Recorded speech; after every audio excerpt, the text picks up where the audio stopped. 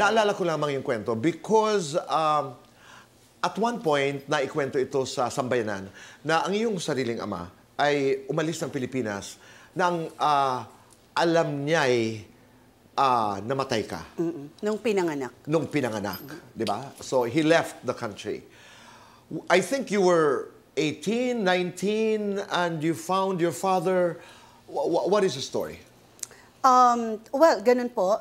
Tama yun? Opo. Pagkapanganak sa akin, umuwi siya ng Tacloban, and then sinabi sa kanya ng lolo ko na hindi nabuhay because ayaw ng lolo, may lolo's typical Espanyol na, alam mo yun, na nung nakita parang kung sino lang siguro, si Nino.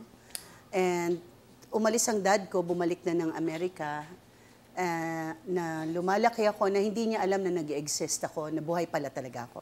So nung hinanap ko siya, when I was 18, right after ng debut ko, pinuntahan ko siya sa Angeles. Sabi ni Mama, may sister siya doon, si Tita Alice, na half American din. So nung pagdating ko, nakita ko si Tita Alice, at doon ko nakilala yung pinsan kong si Antonio Aquitania. That's her mom. Tita Alice is Americana. We're Ford eh. But the dad of Tonyo is Filipino na. Although yung dad ko is half, kasi ang pure American was my grandfather, na Air Force pilot sa Clark Air Base nung araw. So nakita ko, may mga kamag-anak pa ako doon, and then nakausap ko na yung dad ko finally. And pinadala, before kasi... Kumusta? Kumusta yung pag-uusap na yun? I was very excited.